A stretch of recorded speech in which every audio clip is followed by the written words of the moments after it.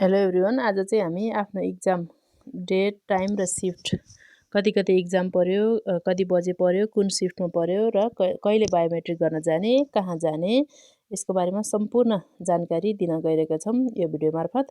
कसरी चाहिँ सर्च गरेर एकैछिनमा हेर्ने। अब यत्रो 1.5 लाखजना मान्छे छ हैन, नाम खोजेर यसरी हेरेर साध्य छैन नि त। सर्च गरेर एकैछिनमा चाहिँ कसरी आफ्नै मोबाइलबाट हेर्न सकिन्छ भनेर त्यसको बारेमा जानकारी दिन गइरहेका छौँ। पहिला हामी सूचना पढौँ है त। सूचनामा जानकारीमा चाहिँ के दिएको छ त EPS कार्यालयले त्यो पढौँ, अनि त्यसपछि हामी यो हेर्छौँ है त। EPS कार्यालयले चाहिँ एउटा नोटिस सार्वजनिक गरेको छ। अब यो नोटिसमा चाहिँ इक्जाम सम्बन्धी के कुरा उल्लेख गरिएको छ हामी हेरौँ है त। श्रम रोजगार तथा सामाजिक सुरक्षा मन्त्रालय, वैदेशिक रोजगार विभाग, EPS शाखा कोरिया भनेर, EPS कोरिया शाखा भनेर दिएको छ।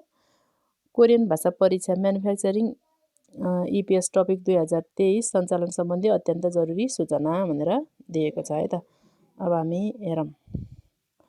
सन् 2023 को म्यानुफ्याक्चरिङ क्षेत्रतर्फको कोरियन भाषा परीक्षा EPS टपिक 2023 यही मिति 2080 11 महिना 7 गते तदनुसार 19 फेब्रुअरी 2024 बाट सञ्चालन हुने हुँदा संलग्न तालिकामा उल्लेखित परीक्षार्थीहरूको उल्लेखित एप्लिकेसन नम्बर र रजिस्ट्रेसन नम्बरको आधारमा निर्धारित मिति, समय र सिफ्टमा सञ्चालन हुने र परीक्षाको दिन बायोमेट्रिकको लागि 2 घण्टा अगावै परीक्षा केन्द्रमा उपस्थित हुनुपर्ने छ भनेको छ। इक्जामको आफ्नो कति बजे इक्जाम परेको छ त्योभन्दा 2 घण्टा अगाडि नै निर्धारित मिति, समय र सिफ्टमा आवश्यक कागजात, सकल राहदानी र प्रवेशपत्र के लानु पर्यो त? आफ्नो सकली पासपोर्ट, ओरिजिनल पासपोर्ट र प्रवेशपत्र सहित उपस्थित हुन नसकेमा निजलाई कुनै पनि अवस्थामा परीक्षामा समावेश गराइने छैन भनेर भनेको छ। यो चाहिँ अनिवार्य लानु पर्यो है त। परीक्षामा सहभागी हुने सम्पूर्ण परीक्षार्थीहरूको लागि तपसिलमा उल्लेखित जानकारीका लागि यो सूचना प्रकाशित गरिएको छ भनेर भनेको छ। अब हामी मुनि हेरौँ है त यसको बारेमा। परीक्षा सञ्चालन मिति 2080 11 7 गते हाम्रो फागुन 7 गतेबाट फेब्रुअरी तदनुसार 19 फेब्रुअरी 2024 बाट चाहिँ सुरु भएको छ भने आफ्नो परीक्षा दिन रजिस्ट्रेसन नम्बर अनुसार संलग्न तालिकामा हेर्नु हुन अनुरोध गरिन्छ। आफ्नो परीक्षाको दिन चाहिँ हैन लिङ्कमा हेर्न सक्नुहुन्छ भनेर भनेको छ। अनि परीक्षा सञ्चालन हुने स्थान, परीक्षा चाहिँ कहाँ सञ्चालन हुन्छ त? इक्जाम दिन चाहिँ हामी कहाँ जाने त भन्दा राष्ट्रिय व्यावसायिक प्रशिक्षण प्रतिष्ठान भैँसीपाटीको प्राङ्गणमा रहेको UBT बिल्डिङ ललितपुर। ललितपुरको भैँसीपाटीमा रहेको चाहिँ UBT बिल्डिङमा हामी इक्जाम दिन जानु पर्यो। मोबाइल फोन अनि इलेक्ट्रिक डिक्सनरी, स्मार्ट वाच लगायतका अन्य कुनै पनि विद्युतीय सञ्चारका साधनहरू परीक्षा हलभित्र पूर्णतः निषेध गरिएको छ भनेर भनेको छ। हामीले चाहिँ स्मार्ट वाचहरू पनि लगाएर जानु भएन, मोबाइलहरू पनि लगेर जानु भएन। परीक्षामा चिट, कपी गरेको तथा अन्य अवाञ्छनीय गतिविधि गरेको भेटिएमा परीक्षा रद्द गरी 4 वर्षसम्मका लागि परीक्षामा समावेश हुन निषेध गरिनेछ भनेर भनेको छ। तपाईँ 4 वर्ष चाहिँ ब्ल्याकलिस्टमा रहनुहुन्छ है त, नराम्रो गतिविधिहरू गर्नु पर्यो भने है त। तोकिएको परीक्षा समयभन्दा 1 घण्टा अगावै परीक्षा हलमा ओरिएन्टेसन सुरु हुनेछ। हाम्रो चाहिँ इक्जामभन्दा 1 घण्टा अगाडिबाट चाहिँ परीक्षा हलमा ओरिएन्टेसन सुरु हुनेछ भनेको छ। ओरिएन्टेसनमा बायोमेट्रिक भेरिफिकेसन गरी उपस्थित हुनुपर्नेछ। ओरिएन्टेसनमा चाहिँ हामीले अघिल्लो दिनै बायोमेट्रिकको लागि जानुपर्छ नि। त्यो बायोमेट्रिक चाहिँ फिङ्गरप्रिन्ट चाहिँ भोलिपल्ट भेरिफाई गर्छ, मिल्यो भने मात्रै तपाईँ छिर्न पाउनुहुन्छ। निर्धारित समयमा उपस्थित नभएमा परीक्षामा सहभागी गराइने छैन। टाइममै पुग्नु पर्यो है त, इक्जाम हो टाइममा पुग्नु पर्यो। परीक्षा सञ्चालन मिति भन्दा 1 दिन अगावै आफ्नो सिफ्ट अनुसार EPS कार्यालय ग्वार्गोमा बायोमेट्रिक रजिस्ट्रेसन फिङ्गरप्रिन्ट दर्ता गर्नको लागि उपस्थित हुनुपर्नेछ। हाम्रो इक्जाम भोलि हो भने आज नै हामी चाहिँ EPS कार्यालय ग्वार्गोमा गएर चाहिँ आफ्नो फिङ्गरप्रिन्ट दिएर आउनु पर्यो, बायोमेट्रिक। अनि त्यसपछि र परीक्षाको दिन सो बायोमेट्रिक परीक्षा केन्द्र UBT बिल्डिङ भैँसीपाटीमा भेरिफाई हुनेछ। अघिल्लो दिनमै हामीले फिङ्गरप्रिन्ट दिइराखेर आउनुपर्छ हैन। अनि भोलिपल्ट हामी इक्जाम दिन जानु हुँदाखेरि चाहिँ त्यही फिङ्गरप्रिन्ट चाहिँ म्याच भयो कि भएन भेरिफाई गरेर अनि म्याच भएपछि हामी भित्र छिर्न पाउनुहुन्छ है त। अब चाहिँ आफ्नो कहिले चाहिँ बायोमेट्रिक पर्यो, कहिले चाहिँ इक्जाम पर्यो, कुन सिफ्टमा पर्यो र कति बजे पर्यो भन्ने सम्पूर्ण जानकारी चाहिँ कसरी लिने भन्ने हामी हेर्न गइरहेका छौँ है त। मैले चाहिँ यहाँ यो पिडिएफ डाउनलोड गरिसकेको छु। तपाईँहरूले यो पिडिएफ चाहिँ इपिएस नेपालको वेबसाइटबाट डाउनलोड गर्न सक्नुहुनेछ। अब हामी यसरी पिडिएफ डाउनलोड गरिसक्नु भएपछि चाहिँ कसरी आफ्नो हेर्ने भनेर चाहिँ म तपाईँलाई देखाउन गइरहेको छौँ। तपाईँहरूले आफ्नो उयसमा के अरे प्रवेश पत्रमा रहेको सिमल नम्बरको सीको पछाडिको हुन्छ नि त, त्यो चाहिँ हामीले यहाँ सर्च बटनमा हालेर सर्च गरेर हेर्न सक्नुहुन्छ। म तपाईँलाई एउटा सर्च गरेर हेर्छु अनि त्यसपछि आफ्नो प्रवेश पत्रबाट कसरी हेर्ने भनेर प्रवेश पत्रको कहाँनिरबाट हेर्ने त भन्ने पनि म तपाईँहरूलाई त्यो पनि जानकारी गराउँछु है त। पहिला म तपाईँलाई एउटा यहाँ सर्च गरेर एकैछिनमा कसरी हेर्ने भनेर देखाउन गइरहेको छु। जस्तै आफ्नो सिमल नम्बरको सी पछाडिको नम्बरहरू हाल्ने।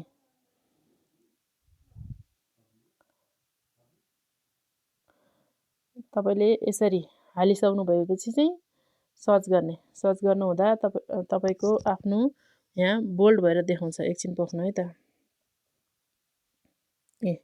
यसरी यहाँ बोल्ड भएर देखाइसकेको छ। आफ्नो तपाईँले यहाँ माथि जुन यहाँ माथि तपाईँले सर्च गर्नुभयो नि, त्यही कुरा चाहिँ यहाँ तल तपाईँलाई बोल्ड गरेर देखाउने छ कि। अब त्यत्रो 1 लाखजनामा हामीले यस्तरी हेरेर त साध्य छैन नि त होइन। यसरी सर्च गर्नुभयो भने यहाँ बोल्ड भएर देखाउने छ। यो चाहिँ कहिले इक्जाम पर्यो भनेर हामी हेरौँ है त। अब यहाँनिरबाट सिधा जानु होला। युबिटी टेस्ट रुम चाहिँ 4 नम्बर रुममा। त्यहाँ हामी युबिटी बिल्डिङमा गइसक्नु भएपछि चाहिँ रुमहरू हुन्छ के। अब कुन रुममा आफ्नो परेको भनेर पनि यहाँबाट राम्रोसँग हेरेर जानु पर्यो। उहाँ चाहिँ कुन रुममा जानु पर्यो त, 4 रुम नम्बर 4 मा जानु पर्यो भने कहिले जानु पर्यो त 2024 11 महिना 25 गते होइन। नोभेम्बर 25 मा चाहिँ उहाँको इक्जाम परेको छ भने 2024 11 महिना 24 गते एक दिन अगाडि, इक्जामभन्दा एक दिन अगाडि चाहिँ बायोमेट्रिकको लागि इपिएस कार्यालय ग्वारको जानुपर्छ भनेर अघिको सूचनामा पनि दिएको छ नि त होइन। त्यही भएर उहाँको चाहिँ यो चाहिँ बायोमेट्रिक डेट हो। यो पछाडि दिएको 2024 11 महिना 24 गते चाहिँ बायोमेट्रिकको लागि इपिएस कार्यालय ग्वारगोमा उपस्थित हुनुपर्ने डेट हो भने 2024 11 महिना 25 गते चाहिँ इक्जामको लागि ललितपुरको भैँसीपाटीमा रहेको युबिटी बिल्डिङमा जानुपर्ने हो भने कति बजीतिर जानु पर्यो भन्दाखेरि चाहिँ उहाँ सेकेन्ड सिफ्टमा पर्नुभएको छ। सेकेन्ड सिफ्टको इक्जाम चाहिँ 11 बजेबाट स्टार्ट छ भनेपछि 11 बजेबाट इक्जाम स्टार्ट भएपछि 2 घन्टा अगावै जानुपर्छ भनेर भनिएको छ नि त होइन। त्यही भएर उहाँ चाहिँ 9 बजे चाहिँ इक्जामको लागि पुग्नु पर्यो भने तपाईँहरू फेरि कन्फ्युजन हुन सक्नुहुन्छ। बायोमेट्रिकको लागि पनि 9 बजे नै पुग्नुपर्ने हो भनेर, त्यो चाहिँ होइन है। बायोमेट्रिकको लागि चाहिँ इक्जाम कति बजे हो त्यति बजे नै पुग्नु हुँदा हुन्छ। अघिल्लो दिनमा जुन बायोमेट्रिक दिन तपाईँ इपिएस कार्यालय ग्वारको जानुहुन्छ नि 24 तारिकमा, त्यतिखेर चाहिँ उहाँ 11 बजे नै इपिएस कार्यालय ग्वारकोमा पुग्दा हुन्छ भने भोलिपल्ट इक्जाम दिन जानु हुँदाखेरि चाहिँ 9 बजे उहाँ चाहिँ पुगिसक्नु पर्यो। 9 बजे उहाँ पुगेर उहाँको फिङ्गरप्रिन्ट भेरिफाई हुन्छ अनि त्यसपछि ओरिएन्टेसन क्लास हुन्छ अनि त्यसपछि इक्जाम स्टार्ट हुन्छ। यसरी आफ्नो कुन सिफ्टमा पर्यो भनेर हेर्न सक्नुहुन्छ। म अझै 1-2टा तपाईँलाई देखाउने छु। तपाईँहरूले चाहिँ यो आफ्नो एडमिट कार्डको यो रजिस्ट्रेसन नम्बर भनेर दिएको छ नि होइन, त्यसको सिधा यतापट्टि आउनु भएपछि तपाईँहरूले यो रजिस्ट्रेसन नम्बर देख्न सक्नुहुन्छ। यो अगाडिको चाहिँ केही पनि गर्नु परेन सर्च गर्दाखेरि भने यो पछाडिको सी भन्दा 50 पछाडि दिएको छ नि, जस्तै यो 50 10 15 43 हो, यो चाहिँ तपाईँहरूले सर्च गर्ने हो कि। यो चाहिँ तपाईँहरूले त्यहाँ पिडिएफ सर्च गर्दाखेरि यो नम्बर हालेर सर्च गर्ने हो है त। म तपाईँलाई अब यो नम्बर हालेर सर्च गरेर देखाउँछु है त। अब हामी अगाडिको हेरौँ है त।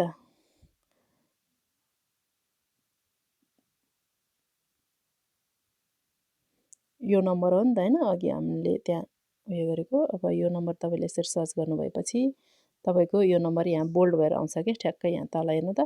तपाईँले माथि यो जुन नम्बर हाल्नु भएको छ नि त्यही नम्बर तर बोल्ड भएर तपाईँले देखाउँछ कि। अनि त्यही हेर्दै जाने। कहिले चाहिँ इक्जाम परेको छ त उहाँको भने 2024 5 महिना 30 गते भनेपछि मे 30 गते इक्जाम परेको छ। अनि त्यसपछि कुन सिफ्टमा परेको छ, युबिडी टेस्ट रुम 3 नम्बरको रुममा परेको छ भने 5th सिफ्टमा परेको छ, 5औँ सिफ्टमा परेको छ। अनि त्यसपछि 2024 5 महिना 29 गते एक दिन अगाडि चाहिँ कहाँ जानु पर्यो, बायोमेट्रिक गर्न जानु पर्यो भने 5th सिफ्टमा परेको छ। 4 बजेर 10 मिनटबाट इक्जाम सुरु हुन्छ भनेपछि 2 बजेतिर हामी त्यहाँ पुग्नु पर्यो है त। यसरी नै हेर्न सक्नुहुन्छ।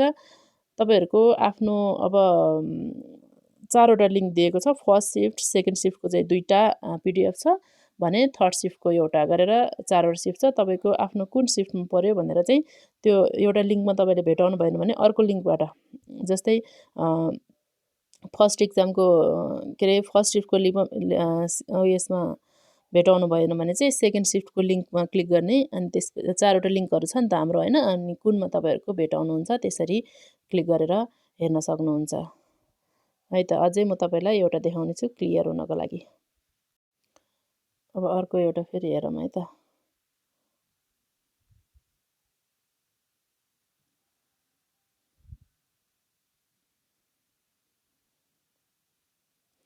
अब तपाईहरुले यसरी सर्च गरिसक्नु भएपछि यो पनि एकछिन वेट गर्नु बोल्ड भएर आउनेछ। अनि यदि तपाईहरुको यसमा छैन रहेछ भने चाहिँ उयो भएर आउनेछ है त। के रे छैन रहेछ भने चाहिँ नट फाउन्ड भनेर आउँछ। त्यही भएर अर्को लिंकमा क्लिक गरेर फेरि हेर्नु होला है त। यसरी बोल्ड भएर आएको छ हैन।